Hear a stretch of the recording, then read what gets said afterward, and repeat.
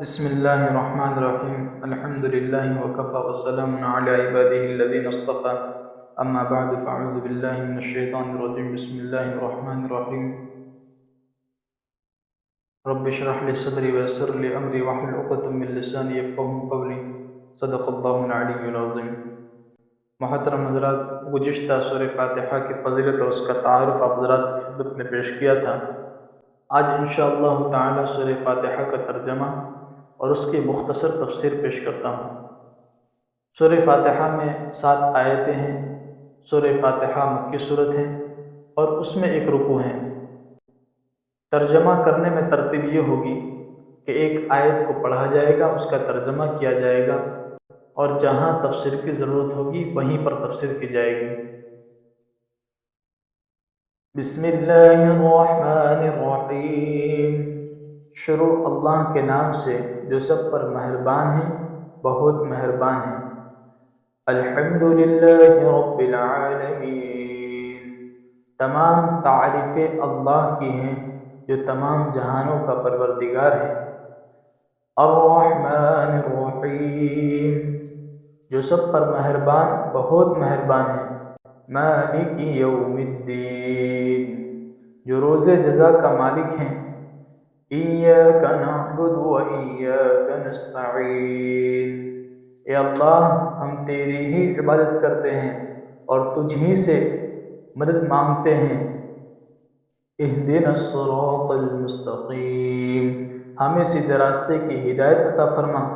صراط الذین انعمت علیہم، ان لوگوں کے راستے کی جن پر تو نے انعام کیا۔ غیر المغضوب علیہم ولا الضالین، نہ کہ ان لوگوں کے راستے کی جن پر تیرا غضب نازل ہوا ہے، اور نہ ان لوگوں کے راستے کی جو بھٹکے ہوئے ہیں۔ یہ سورہ فاتحہ کی 7 آیتوں کا ترجمہ ہے۔ اس میں جو پہلی آیت ہے اس میں بتایا گیا ہے کہ تمام تعریفیں اللہ تبارک و تعالیٰ کے لیے ہیں۔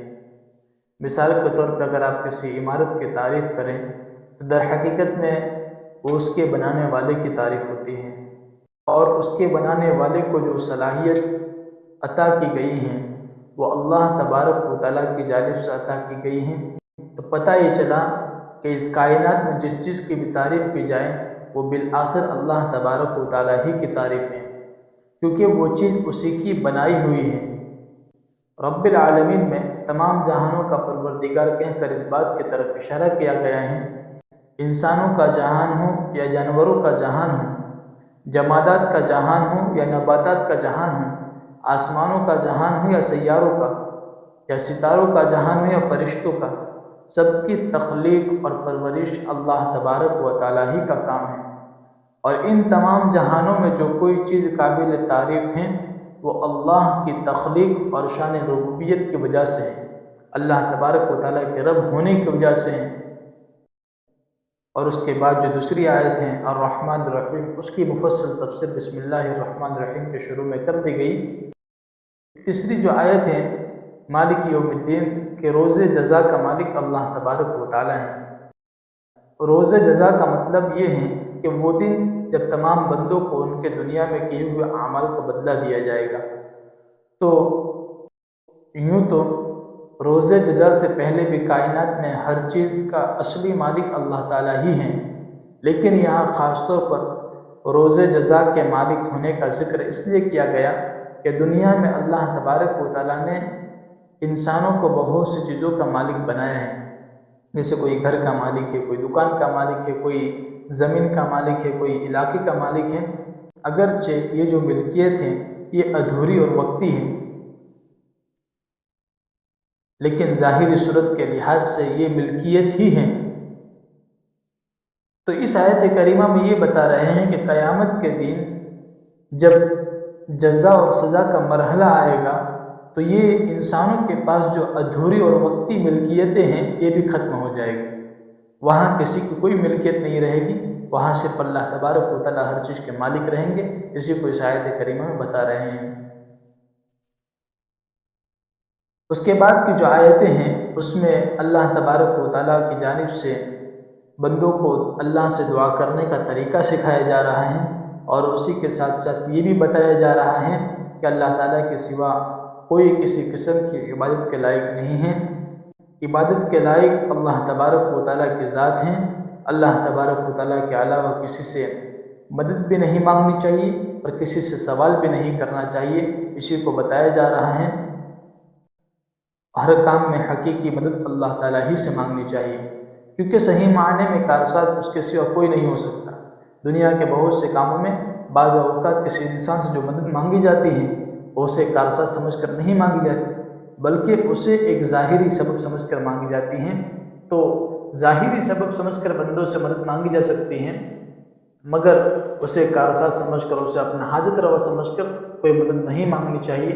یہی بات ان آیتوں میں بتائی جا رہی ہے، اور آخر کی آیتوں میں دوسری بات یہ بتائی جا رہی ہے کہ اللہ ہمیں سیدھے راستے کی ہدایت عطا فرما۔ تو سیدھا راستہ کن لوگوں کا ہے؟ تو اسی بعد والی آیت میں بتایا جا رہا ہے کہ ان لوگوں کا سیدھا راستہ جن پر تو نے انعام کیا۔ تو انعام یافتہ کون ہیں؟ جن پر اللہ تبارک و تعالیٰ نے فضل فرمایا۔ تو کہا کہ وہ انبیاء، صدیقین اور شہداء اور صالحین لوگ ہیں کہ جن پر اللہ تبارک و تعالیٰ نے اپنا فضل فرمایا، ان پر اللہ تبارک و تعالیٰ نے انعام کیا۔ اب نبوت کا دور تو ختم ہو گیا، باقی 3 لوگ جو ہر زمانے میں موجود ہوتے ہیں، تو ان لوگوں کے راستے کو اختیار کر کے ہمیں زندگی گزارنا چاہیے۔ اور قرآن و حدیث میں انبیاء علیہ السلام کی سیرتیں موجود ہیں، تو ان کے حالات پڑھیں، اپنی زندگی کو صراط مستقیم پر لانے کی پوری کوشش کرنا چاہیے۔ یہی ان آیت کریمہ میں بتایا گیا۔ یہ سورہ فاتحہ کا ترجمہ اور اس کی مختصر تفسیر تھی جو آپ حضرات کی خدمت میں پیش کی۔ امید کرتا ہوں کہ آپ کو سمجھ میں آئے گی۔ اللہ تبارک و تعالیٰ آپ کے سننے کو قبول فرمائے، اللہ تبارک و تعالیٰ آپ کے تمام مسائل کو آسان فرمائے، اللہ تبارک و تعالیٰ آپ کے تمام پریشانیوں کو دور فرمائے۔ یہ سورہ فاتحہ کا ترجمہ اور اس کی مختصر تفسیر تھی جو آپ حضرات کی خدمت میں پیش کی۔ اللہ تبارک و تعالیٰ سے دعا کرتا ہوں کہ جو اپنا وقت نکال کر ان باتوں کو سنتے ہیں، اللہ تبارک و تعالیٰ انہیں دنیا اور آخرت کی بھلائیوں سے مالا مال فرمائیں، اور جو بیمار اللہ تبارک و تعالیٰ انہیں شفاء کاملہ عاجلہ دائمہ مستعمرہ ظاہرہ باطنہ سے نوازیں، اور جہاں کہیں مسلمان پریشان حال ہے اللہ تبارک و تعالیٰ ان کی پریشانیوں کو دور فرمائے، اور اللہ تبارک و تعالیٰ ہمارے اساتذہ اور والدین کی عمروں میں، ان کی صحت میں، ان کی قوت میں، ان کی عافیت میں، ان کے نیکیوں میں، ان کے کارہائے خیر میں، ان کے علم دینی ملی خدمات میں خوب برکت عطا فرمائے، اور ان کے سائے کو ہم پر عافیت کے ساتھ قائم و دائم فرما کر ان کی قدردانی کی ہمیں توفیق عطا فرمائے۔ آمین یا رب العالمین، وآخر دعوانا الحمدللہ رب العالمین۔